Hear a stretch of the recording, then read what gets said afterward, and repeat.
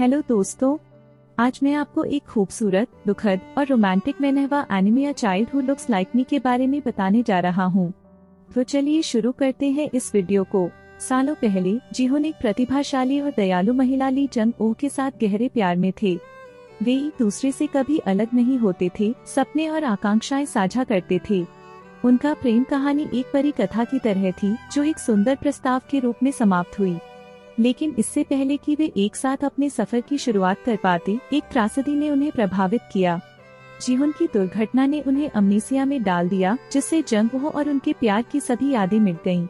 जंग ओह, जिसे अचानक अपने प्यार की कमी का सामना करना पड़ा, ने अपने जीवन को फिर से बनाने का फैसला किया। दिल टूटकर और यह सोचकर कि जीहोन ने उन्हें छोड़ दिया है, उन्होंने अपने करियर पर ध्यान केंद्रित किया। एकल मां होने की चुनौतियों का सामना किया, उनकी बेटी यूना को पालने के लिए।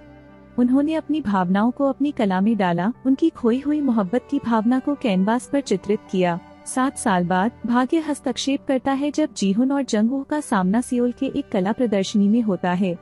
जंग ओह की पेंटिंग्स तुरंत जीहोन को आकर्षित करती हैं, क्योंकि वे उनके भीतर कुछ गहरा छेड़ देती हैं। उन्हें कला और खुद कलाकार के प्रति एक अपरिभाषित संबंध महसूस होता है, हालांकि वह इसे समझ नहीं पाते। जैसे ही जंग ओह अपनी कला का प्रदर्शन करती हैं, वह भीड़ में जीहोन को देखती हैं। उनका दिल एक पल के लिए रुक जाता है, जैसे पुरानी भावनाएं फिर से उभर आती हैं। गुस्सा और लालसा के बीच संघर्ष करते हुए वह उनसे बचने का निर्णय लेती हैं, यह मानकर कि वह आगे बढ़ चुके हैं। सियोल शहर की भागदौड़ भरी जिंदगी में जंग जीहोन एक सफल उद्यमी है जिनके पास सब कुछ है, दौलत, शोहरत और आकर्षण।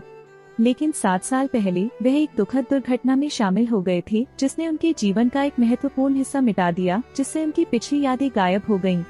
अपनी सफलता के बावजूद जीहोन के दिल में एक खालीपन है, जिससे लगता है कि उनके जीवन से कुछ या कोई गायब है। उनके दूर रहने के प्रयास के बावजूद जीहोन जंग ओह के पास आते हैं, एक अपरिभाषित बल से आकर्षित होकर। वह खुद को परिचित कराते हैं, फिर भी जिस वासना का वह अनुभव कर रहे हैं, उसे हिलाने की कोशिश करते हैं। जंग ओह अपनी समशीतोष्ण बनाए रखती हैं, उनके पूर्व संबंध का कोई संकेत नहीं देती। शाम बढ़ती है और जीहोन को यूना से मिलवाया जाता है, जो जंग ओह की 7 साल की बेटी है। जैसे ही वह उसे देखते हैं, वह अचंभित हो जाते हैं। यूना की आंखें उनकी खुद की तरह हैं और उनके चेहरे पर दोनों का स्ट्राइकिंग रिजेम्बलेंस है। उनका दिल जिज्ञासा और भ्रम से भर जाता है, क्योंकि वह इस बच्चे के प्रति एक अजीब संबंध महसूस करते हैं। जैसे ही जीहोन जंग ओह और यूना के साथ अधिक समय बिताते हैं, धीरे धीरे यादें उभरने लगती हैं। उनके प्यार, हंसी और उन्होंने एक बार सपने देखे थे, उस जीवन के दृश्य उनके मन में बाढ़ की तरह आ जाते हैं।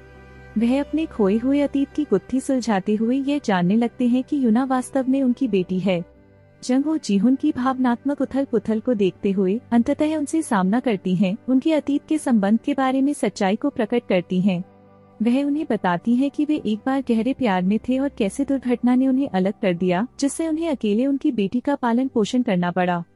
आंसू बहते हैं क्योंकि जीहोन और जंग ओह दोनों किस्मत के क्रूर हाथों के कारण खोए गए वर्षों को समझने लगते हैं। नई स्पष्टता के साथ जीहोन वादा करते हैं कि वे सुधार करेंगे और यूना के जीवन का हिस्सा बनेंगे।